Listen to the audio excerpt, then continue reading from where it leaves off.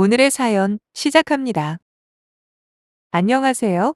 부천에서 의류 매장을 운영하고 있는 37살 여성입니다. 얼마 전까지만 해도 저한테는 결혼을 약속한 사람이 있었어요. 3년을 만나면서 미운정 고운정 다사인 그 남자는 저와 정말 잘 맞는 남자였죠. 성격이면 성격, 취미면 취미, 거기다 안정적인 직장에 훈훈한 외모까지. 비록 잘 사는 집안은 아니었지만 그게 뭐가 중요하겠어요. 저희 부모님을 비롯해 저와 남친을 아는 모든 이들이 칭찬이 자자할 만큼 완벽한 남자친구였죠. 그런 남친에게 청혼을 받은 날, 저는 가슴이 벅차 감동의 눈물까지 흘려버렸네요. 저도 제 눈물에 깜짝 놀랐습니다. 왜냐하면 나이가 적은 편이 아니라 마음 한 곳에서 반쯤은 결혼에 대한 기대를 포기하고 살았거든요. 뭐 그렇다고 결혼을 꼭 해야겠다라는 쪽도 아니었고, 저희 부모님 역시 결혼은 일륜지 대사기도 하지만 제 의사가 가장 중요한 거니 알아서 하라는 입장이셨어요. 그래서 일부 제 친구들처럼 집에서 결혼하라고 재촉한 적 한 번도 없었지요. 게다가 연애하는 동안 남친도 결혼에 대해서는 이런 방구도 없던 터라 남친 역시 저처럼 결혼에 대해서 별 생각 없는 줄 알았어요. 그런데 갑자기 결혼하자고 청혼을 한 겁니다. 뜬금없기도 하고 놀라기도 했지만 지금까지 살면서 만나온 여러 남자들 중에 제일 괜찮은 남자였기에 그런 남자가 제 남편이 된다고 상상을 하니 그리 나쁘지만은 않더군요. 거기다 저도 은연중에 결혼이 하고 싶긴 했나 봐요. 그러니 눈물까지 흘렸겠죠?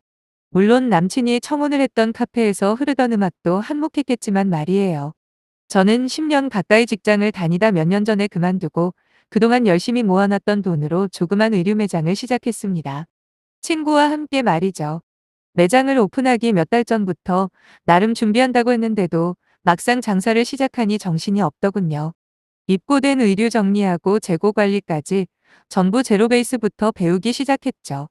그리고 저희 매장에 오시는 손님들을 나이, 성별 그리고 선호하는 의수의 색깔이나 스타일까지 꼼꼼히 기록해 나갔어요. 아무래도 손님들의 성향을 잘 알고 분석하는 게 매출과 직결된다는 판단에서였죠. 결과는 성공이었어요. 친구와 둘이서 시작한 저희 의류 매장은 지금은 더 넓은 곳으로 옮겼고 현재는 직원 2명과 함께 일할 만큼 자리를 잡았죠. 당연히 경제적으로도 안정적이고요. 남친과는 달리 저희 집이 원래 좀 사는 축에 속한지라 따로 부모님에게 돈이 들어갈 필요가 없었으니 버는 족족 전부 제 돈이었어요. 그래서 모아놓은 돈이 점점 늘어나서 남친과 결혼 계획을 세우는데 아무런 지장은 없었습니다. 남친 쪽도 비록 예비시가에서 지원해줄 형편은 안 되었지만 그동안 남친은 나름 알뜰하게 돈을 모았더군요. 그래서 저 1억 7천에 남친 8천 이렇게 결혼 자금이 준비가 되었네요.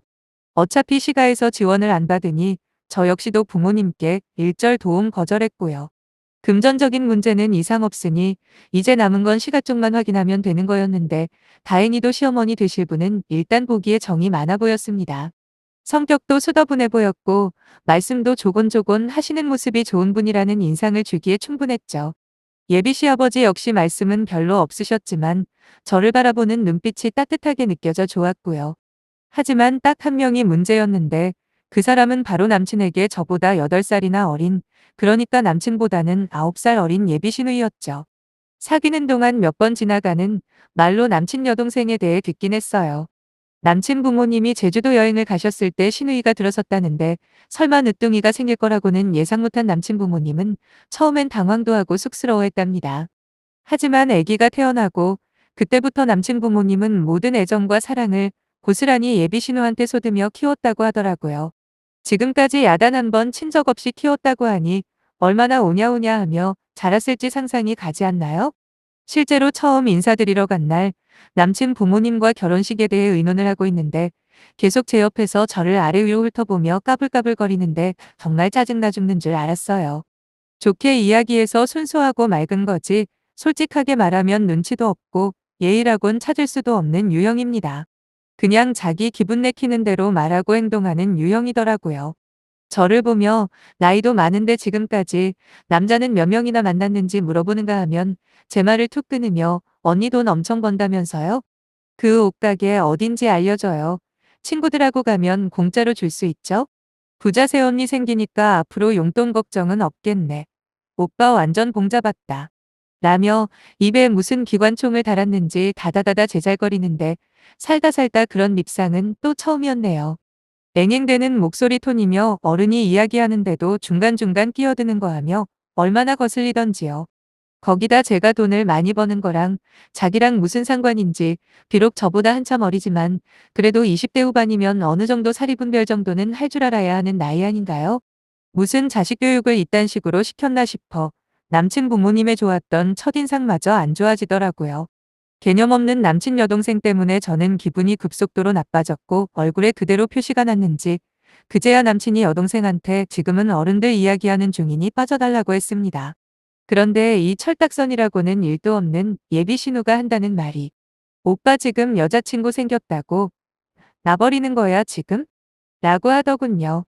버린다는 자극적인 단어에도 깜짝 놀랐지만 그보다 저를 더욱 경악하게 만든 건 화가 난 여동생을 대하는 남친의 태도였어요. 남친은 어쩔 줄 몰라 하면서 그저 변명만 늘어놓기에 급급했습니다. 그게 아니라 지금 오빠 결혼 때문에 상의할 게 있어서 그런 거야. 조금만 기다려. 하며 어떻게든 동생을 달래주려 애쓰는 남친을 보며 한숨만 나왔네요. 동생과의 관계가 지금까지 어땠는지 한눈에 알아보겠더라고요. 저는 이 결혼을 해야 하나 말아야 하나 고민이 되긴 했지만 또 한편으로는 만약에 저한테 저렇게 나이 차이가 많이 나는 동생이 있었다면 나 역시도 저렇게 이뻐해주지 않았을까, 어쩌면 내가 너무 과민하게 반응하는 건 아닐까라는 생각이 들어 조금만 참고 지켜보기로 했어요. 그리고 대충 의견 조율할 거 끝내고 집으로 돌아왔습니다. 나오면서 인사를 하는데도 남친이나 남친 부모님은 제게 대충 잘 가라는 말을 하더니 곧바로 예비 신우한테 달려가는 걸 보고 느낌이 새하더라고요. 뭔지는 몰라도 이 결혼이 깨질 수도 있겠다는 불길한 예감이 들었어요. 그리고 며칠 후 모르는 번호로 전화가 왔는데 받아보니 예비 신우였어요. 친구들과 저희 매장에 들르면 안 되냐고 하는 겁니다. 그러면서 저번에 약속한 거 기억하죠? 그 외에 공짜로 옷 선물해준다고 했잖아요. 라고 하는데 아니 이쁜 구석이 있어야 선물도 하지라는 말이 순간적으로 튀어나올 뻔했네요.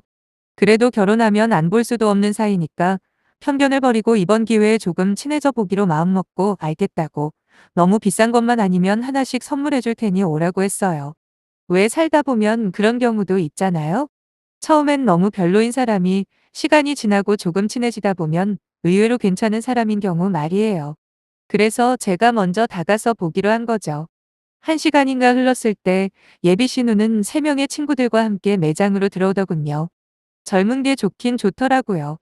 뭐가 그리 신이 나는지 연신 까르르 하는 웃음소리가 끊이질 않았고 그 모습에 저도 따라 유쾌해지는 느낌이었는데 예비 신우가 하는 말을 듣고는 곧 정신을 차리게 되었어요.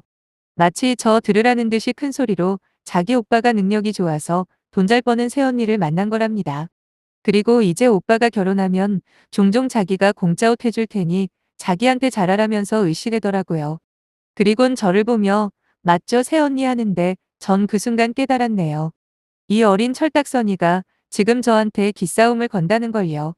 예비 신우의 얼굴은 저를 보며 웃고 있지만 그 웃음은 저를 약올리기 위함이라는 걸 전 알 수 있었죠. 그게 아니라면 이런 말도 안 되는 헛소리를 당당하게 할 수가 없었을 테니까요. 하지만 저도 몇 년 동안 장사를 하며 별 희한한 손님들을 다 겪은 잔뼈가 굵은 장사꾼 아닙니까? 지금 친구들 앞에서 허세 부리는 동시에 제 길을 꺾어보겠다는 예비 신우를 보며 저 역시 활짝 웃으며 말했지요. 무슨 소리세요? 저번에 말씀드렸잖아요. 딱 한 번만 선물로 드릴 수 있다고요. 여기 매장 저 혼자 운영하는 거 아니에요. 친구랑 같이 하거든요. 그리고 그걸 떠나서라도 이제 아가씨 말대로 가족이 될 사이인데 매상을 올려주지는 못할 망정 뭐를 그렇게 공짜를 찾아요 아가씨. 아직 한창 젊은데 벌써부터 공짜 좋아하면 못 써요. 막말로 제가 아가씨 공짜 옷 드리려고 오빠랑 결혼하는 건 아니잖아요. 그러자 예비 신우 친구들이 킥킥거리며 웃더라고요. 그 친구들도 지금 예비 신우가 의도적으로 저에게 싸움을 건다는 걸 알고 있는 눈치였는데 제가 지지 않고 받아치니 재미있었나 봅니다. 유일하게 웃지 못하는 사람은 바로 예비 신우.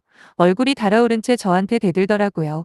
그놈의 지긋지긋한 가족 운운하면서요. 무슨 소리예요? 가족끼리 그런 게 어디 있어요? 매상은 손님들한테 올려달라고 해야죠. 그리고 전 앞으로도 돈 내고 새언니여 살 생각이 전혀 없거든요. 아무리 돈돈돈 해봐야 가족보다 중요하진 않다는 걸 모르나 보네요, 새언니는. 아니, 이 생각 없는 아가씨는 도대체 가족이 뭐라고 여기는 걸까요? 사실 저희 부모님도 가끔씩 저희 매장에서 옷을 사가십니다. 물론 결제 다 하고요. 제가 아무리 만류해도 엄연히 여긴 제 직장이니 공과사는 구분하는 게 맞지 않냐며 항상 제값 지불하시거든요. 근데 지가 뭐라고 이토록 당당하게 구걸을 하는 거죠? 잘 모르는 사람들이 들으면 마치 자기 옷 맡겨쓴 줄 알겠더군요. 이참에 끝을 봐야겠다는 생각으로 다시 한 소리 퍼부으려는데 낌새가 이상해서 둘러보니 매장의 손님들이 저희가 일으킨 소란 때문인지 전부 쳐다보고 있는 게 아니겠어요. 정신이 번쩍 들었습니다. 더 이상 시끄럽게 하는 건 무조건 내 손해다 싶어 예비신우에게 일단 나중에 이야기하자 하고 옷 다 골랐으면 가지고 가서 잘 입으라 했습니다.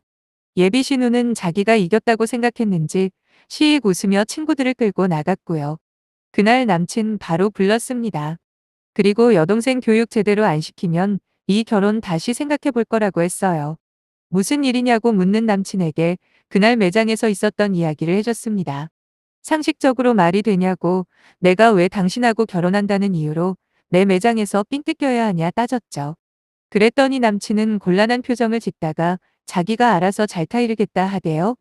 전 진지하게 다시 한번 경고했어요. 농담으로 들으면 나중에 후회할 거라고 말이에요. 나도 고작 신우될 사람 때문에 당신과 헤어지는 건 싫은데 그래도 나한테 잘못하고 실수한 거 그냥 넘어가는 것도 싫다 했습니다. 사과까지 바라지는 않지만 앞으로 다시는 매장에 찾아와 공짜공짜 거리지 않게 하고 나한테 최소한의 매너는 지켜야 할 거라고 했죠. 표정이 썩 좋지는 않았지만 알겠다고 자기가 이야기해본다는 남친을 믿었고 다음날 알아듣게 이야기했다고 해서 그런 줄로만 알았습니다.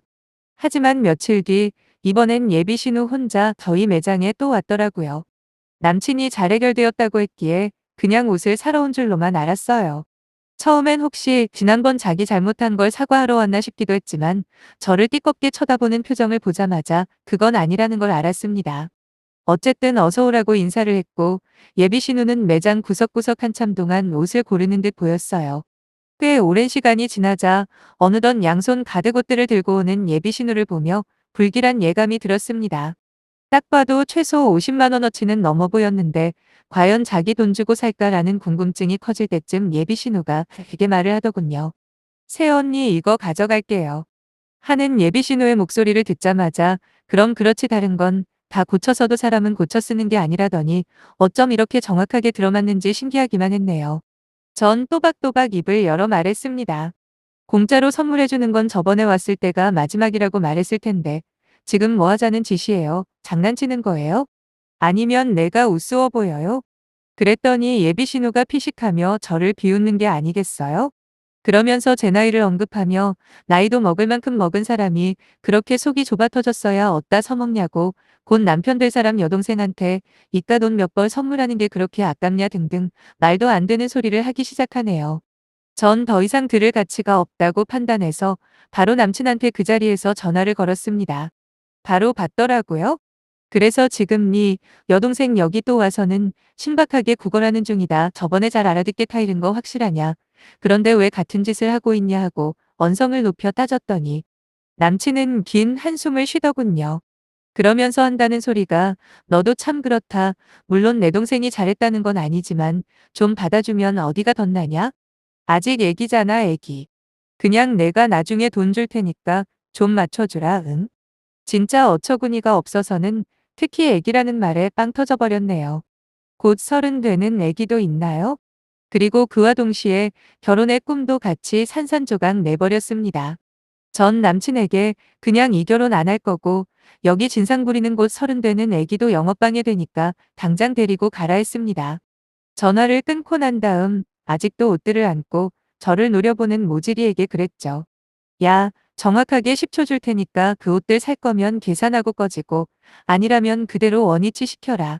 축하한다. 니 덕분에 니네 오빠랑 결혼 안 할라고. 그러니까 거지짓 그만하고 사던가 아니면 두고 가라. 근데 정말 황당한 건 이 정도 진상짓을 하면서도 제가 다 참고 끝까지 지 오빠랑 결혼을 할 거라 믿고 있었나 봐요. 결혼이 깨졌다는 말을 듣자마자 눈동자가 심하게 흔들리면서 당황하는 게 보였습니다.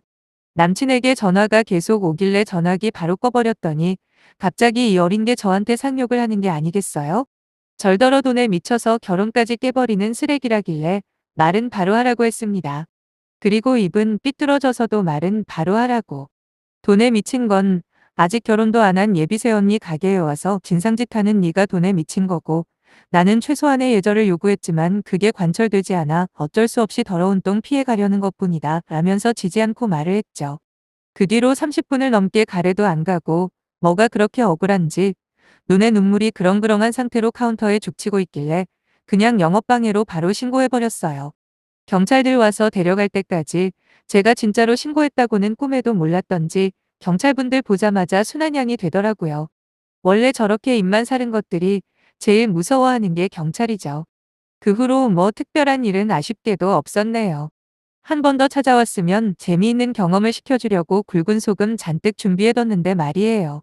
정신 못 차린 남친 아니 전 남친은 제가 전화를 아예 안 받으니 저보고 그러더라고요. 윗사람으로서 아량이 없는 오신배라느니 고작 돈 때문에 사랑을 버렸다느니 등등 저를 원망하는 문자만 몇 날 며칠 보내다 이젠 잠잠하네요. 간만에 좋은 사람 만나 결혼까지 하나 싶었는데 결국 꽝이라 조금 아쉽기는 하지만 전 제가 과하게 반응했다고 생각하네요.